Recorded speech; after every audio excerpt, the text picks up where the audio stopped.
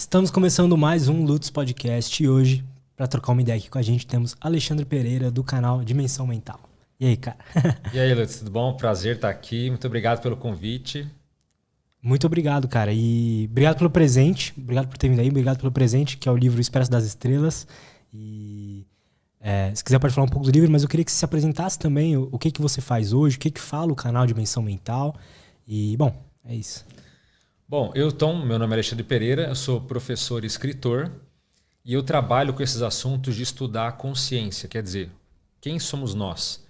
Qual é a nossa essência? Então, consciência é um termo mais atual para ego, ou espírito, ou alma, algo nesse sentido.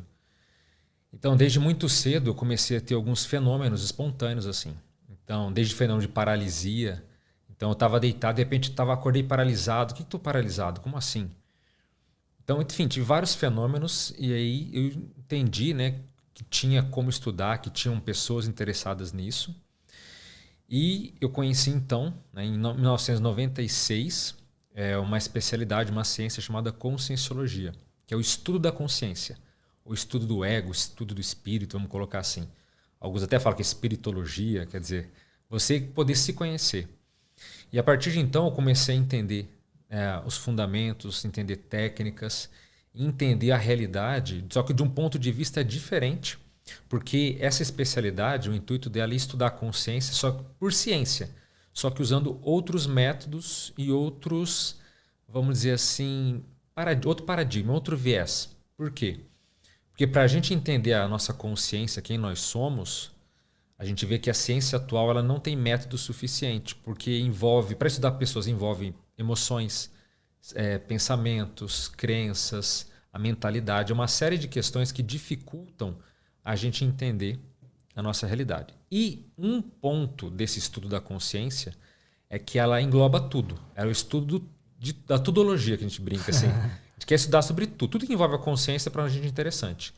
Então, se uma pessoa diz assim, olha, eu consigo, por exemplo, ter telepatia com alguém, eu consigo trocar mensagens mentais com outra pessoa. Talvez um acadêmico falar, isso aqui não interessa, isso aqui não é assunto científico. Para nós, não. Como a gente quer entender a consciência, então, se a pessoa diz que ela é capaz de fazer telepatia, opa, isso não interessa, isso tem a ver com a nossa essência. Então, como é que a gente pode estudar isso e comprovar ou não essa realidade, entende? Uhum. Agora, entre todos os fenômenos que a gente pode ter, admitidos como telepatia, vidência ou clarividência, enxergar coisas que não estão no ambiente físico, enfim, existem milhares de fenômenos. Para nós, o fenômeno mais importante deles é o fenômeno da experiência fora do corpo. Então, existem pessoas que a gente admite que conseguem sair do próprio corpo. Então, quem está ouvindo aí, a alma, o espírito, como se diz popularmente, sair do corpo, ver coisas e voltar com informação. Mas não é sonho, não é alucinação, não é delírio, é uma experiência real. E existem vários tipos de experiências fora. Sim. Por que você diz que é uma experiência real? Assim, por que não um delírio?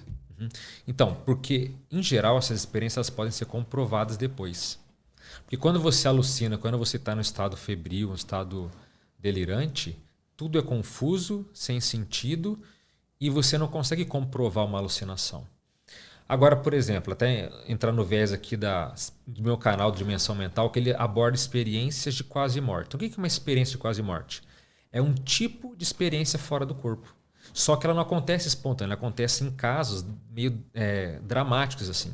Então a pessoa tem uma parada cardíaca, um afogamento, um choque, um acidente de carro. E nessa hora, quando ela está entre a vida e a morte, acontecem vários fenômenos e o principal deles é primeiro a saída do corpo, ele sai do corpo. Então de repente a pessoa passa por um acidente, de repente ela vê um tumulto ali, um aglomerado de pessoas, quando ela vai olhar está o corpo dela ali e as pessoas ali em volta. Ou os paramédicos tentando socorrê-la. E ela fica assim, mas e agora? Eu morri? Eu estou fora do meu corpo está ali, eu estou aqui, como é que funciona isso? Às vezes a pessoa entra em desespero, enfim, acontece de diversas razões. Então, a experiência de quase morte é uma experiência fora do corpo forçado, na marra. A pessoa não pediu para aquilo acontecer, aquilo acontece. E por que não é alucinação? Por que não é mentira? Então, por exemplo, tem muitos casos dessa experiência de quase morte que elas ocorrem em hospital. E Especialmente quem tem parada cardíaca, os médicos às vezes têm mais condições de avaliar um paciente. Então, quando ele está numa sala cirúrgica, por exemplo, eles têm lá um equipamento que mostra que o cérebro está desligado, está zero. E para todo mundo é importante entender o seguinte: quando o cérebro está desligado, ele realmente não funciona. Então, pela ciência atual, seria impossível a pessoa ter memória, ela ter um cheiro, uma audição, tudo isso, todas as faculdades nossas estão desligadas. Ponto, está desligado, acabou. Só que, imagina uma pessoa que está numa parada cardíaca, por exemplo, com tudo desligado, e ela sai do corpo, ela começa a ver o que os médicos estão falando, viu que a enfermeira derrubou não sei o que no chão, viu algo que estava acontecendo às vezes fora da sala cirúrgica, mas naquele momento o cérebro dela está desligado. Não teria como ela ter nenhum tipo de recordação. E ela volta para o corpo dela falando, olha, vocês conversaram isso, ou então alguém falou, perdemos ele, ou sei lá, contou uma piadinha que a equipe médica fez na hora. A pessoa descreve, o médico fala, não, mas isso não é possível. Nesse momento, você não tinha, o seu cérebro estava desligado. Então, aí que parte a teoria, ou melhor dizendo, já a nossa hipótese, que a consciência, ou seja, a nossa essência, ela transcende, ela consegue se manifestar fora do corpo físico. Então, o corpo está desligado e a pessoa consegue, então, estar lúcida, pensante, com emoções, vendo toda a situação que está acontecendo no corpo dela, e ela volta narrando. Então, como é que alguém vai dizer que é alucinação? Uma conversa que ela falou que não tinha como ela saber e era exatamente a mesma conversa que ela viu. Recentemente no canal eu até li um exemplo de um menino lá que ele teve uma memória que ele viu uma pessoa, uma amiga, se não me engano, fora da sala cirúrgica, que ela tinha um suéter largado e ela pegou para ela. Ela não roubou com má intenção, ela estava com muito frio, ela pegou um suéter que não era dela. Ele falou, você pegou o suéter. Ela falou, mas como você sabe? Não tinha ninguém ali, ninguém estava vendo. Então, esses casos mostram que isso não é um processo de fantasia, entende? Agora, para entender o que... Alguns se perguntam assim, então a experiência de quase morte é porque ela tem um impacto tão grande no corpo dela que o espírito, essa consciência é ejetada para fora dele? Costuma ser mesmo coisas mais graves assim, para ter uma experiência de quase morte? Nem sempre. A experiência de quase morte clássica mesmo... Cara, você pode só... trazer um pouco mais para você. A experiência de quase morte clássica mesmo, ela, às vezes o paciente é declarado morto, inclusive. Fala assim, o paciente morreu tal hora, deu a morte cerebral, e aí a pessoa volta. E aí voltou contando coisas que não era para ela saber e coisas nesse sentido. Então tem casos que podem ser muito graves, tem outros que parecem que não. A pessoa ela tem um ataque súbito, ou ela passa mal, às vezes desmaia dentro da própria casa, nem chega para um hospital. Uhum. Mas aquele mal que ela passou ali, acontece uma série de eventos e aí ela volta contando aquilo. Então, muitos relatos, você não sabe dizer se realmente ela esteve num caso extremamente grave ou não. Mas aí é que entra um outro viés. Nesse estudo da experiência fora do corpo, existe também uma especialidade chamada projeciologia. Então, logia vem de estudo e projeção é projeção da consciência, quer dizer, projeção do nosso eu, da nossa consciência para fora do corpo. A gente se projeta, a gente sai. Então, essa ciência projeciologia, que é derivada desse estudo da consciência, ela é baseada em fatos. Isso é que é mais legal. Então, as hipóteses, o que a gente conhece, não é assim coisas aleatórias ou porque é uma tradição cultural. Não. Tem toda uma pesquisa de fatos, de ocorrências de pessoas que tiveram aquilo. E a gente pode dizer, então isso acontece por isso. Então, é mais voltado pela experiência do que propriamente por um conteúdo, sim, aéreo. E essa experiência, essa ciência que estuda a experiência fora do corpo, o que dá para perceber? Aí, né, no caso, quem nunca passou por isso pode ter como hipótese, mas para nós, todo mundo sai do corpo todas as noites ao dormir. Então é uma faculdade meio que humana. Então uma pessoa, por exemplo, ela pode ser do corpo, porque a EQM ela pode ser grave, mas pode ser uma experiência fora do corpo espontânea. Eu já conheci pessoas que simplesmente ficaram aplicando técnicas de relaxamento, de meditação, e de repente se sentiram levitando e de repente elas perceberam que ela estava fora do corpo. Tem alguma coisa a ver com projeção astral? Isso, projeção astral, projeção consciente, desdobramento, emancipação da alma, tem vários nomes, enfim, entendi. Projeção consciente, é exatamente isso.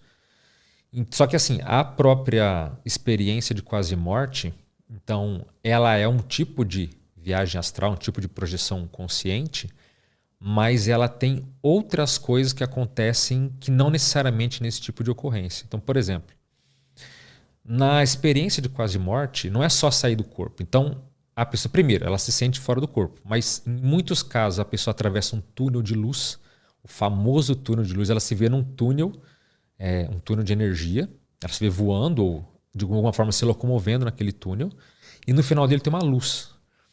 Nessa luz ela pode encontrar um local que alguns descrevem como sendo paraíso, como sendo, que é um local, às vezes são locais diferentes, tá? Não é um único local apenas, mas um local de muita beleza, um local realmente que parece que todas as coisas, a grama é viva, tudo tem uma coisa diferenciada.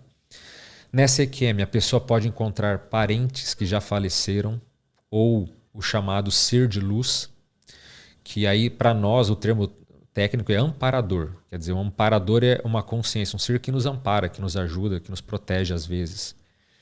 Mas esse ser não é alguém angelical que nunca, sabe? Não, é uma pessoa como eu e você, alguém que já morreu, já descartou o corpo e tem uma aparência luminosa, vem passar uma mensagem.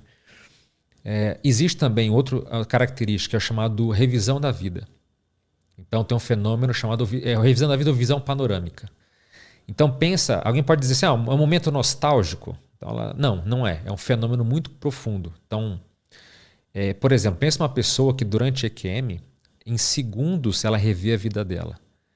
Mas o tempo é relativo. Parece que passaram-se horas e ela consegue ver detalhes da vida dela, do nascimento até aquele momento. Coisas que ela fez, da infância. Ela pode lembrar de absolutamente tudo da vida dela, tudo.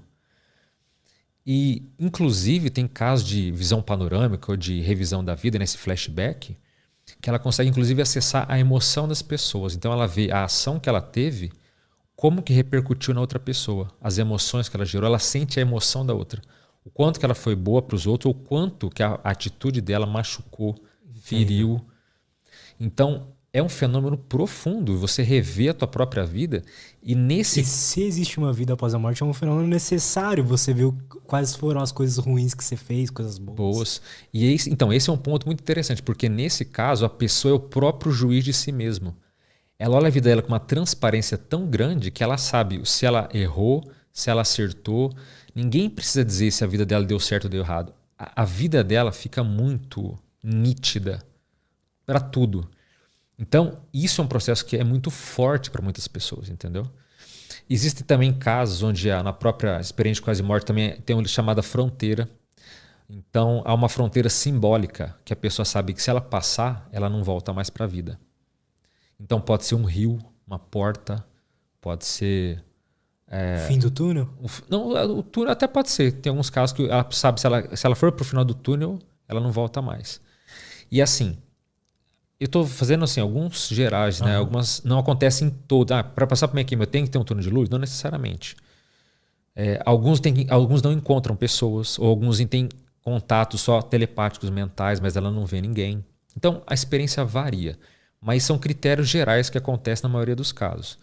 Inclusive, tem pessoas que têm a opção de voltar ou não para a vida. Então as pessoas dizem assim, olha aí, você quer voltar para a vida ou não? E veja, se ela escolher não voltar, não é visto como suicídio. Tá tudo bem. Quando ela tem a decisão, tanto faz. Você pode voltar para o teu corpo, tua vida, ou você pode ficar aqui com a gente. E tá tudo bem. Qualquer escolha tá valendo. Por que será que ela tem essa opção? Então, aí a gente pode partir do pressuposto que ou essa pessoa é mais madura, ou a vida dela até certo ponto já deu certo. Por quê? Tem muitas EQMs que a mensagem que fala, até brinco lá no meu canal, que eu digo o seguinte, que a frase mais dita na EQM é o seguinte, não é a só hora, você tem que voltar. Então sempre se fala, não é a só hora, você tem que voltar. E aí a pessoa, então, parece que a vida dela está inacabada, tem coisas para fazer aqui. Então se a pessoa, a vida dela já está meio encaminhada, tanto faz, você pode ficar ou pode ir. Mas quando a pessoa às vezes é falada, você tem que voltar, muitas ficam tristes, falam, pô, mas não quero voltar. Sabe? Ela se sente num local... diferenciado. Um outro fenômeno muito comum na EQM é a sensação de paz. A sensação de alegria profunda, de ser acolhido, não ser julgado. Durante a EQM? Durante a EQM. Então, alguém pode dizer, não, mas essa experiência de quase morte deve ser desesperadora. Não. Muitas pessoas, inclusive, quando vem o corpo dela, os médicos, eles sabem, fazendo toda uma luta para trazer ela de volta, a pessoa está numa paz assim que ela nunca sentiu na vida. Algumas são até indiferentes em relação ao próprio corpo. Ela olha aquilo, parece tipo, ela não... Sabe, o corpo dela ali parece que não tem importância. Então, a pessoa tem uma outra noção da vida. E essa sensação de paz, de fraternidade ou de compaixão que ela tem, ela sente, também é transformador. Muitas pessoas têm baixa autoestima e de repente ela está num local com uma série de outros seres se sentindo completamente em casa, completamente pertencente. Então é uma sensação que a pessoa às vezes ela não quer voltar, entendeu? Ela quer ficar lá, fala, pô, minha vida tem dificuldades aqui, é uma harmonia, uma sensação de paz, assim, então é algo que torna a pessoa uma experiência agradável até certo ponto nesse sentido. Mas quando ela é impelida a voltar, não tem escolha, ela tem que voltar. Mas, de qualquer forma, isso tira frutos, né? Ela tem vantagens por ter essa experiência de quase morte.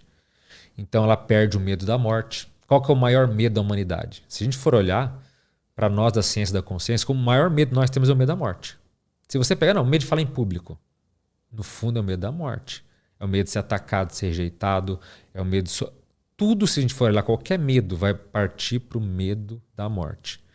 Então, uma pessoa que passa por uma EQM ou que tem uma experiência fora do corpo, espontânea, por exemplo, mas que é real, que ela sabe que ela está fazendo isso, ela não tem mais medo de morrer. Então, a morte deixa de ser um mistério, deixa de ser um peso e ela aceita aquilo de uma forma natural.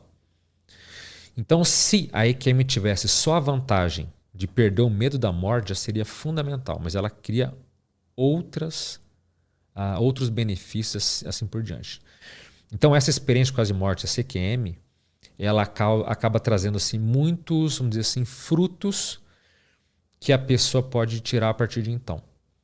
Então as pessoas acabam sempre se transformando a partir de uma experiência dessa, em geral para melhor, né? Domingão, dia 15 de janeiro de 2023. Estou aqui para falar do canal aí do Lutz Podcast, que eu estou divulgando aí, fazendo a propaganda aí. E meu amigo Alexandre Pereira esteve por lá, foi entrevistado pelo Lutz e para falar sobre EQM, que é interessante essa ideia que o Alexandre Pereira acabou obtendo, é que a experiência de quase morte é uma ponte para a ciência convencional entender que a consciência, né, a alma e o espírito é imortal. Então a neurociência está mais próxima disso, de entender essas questões.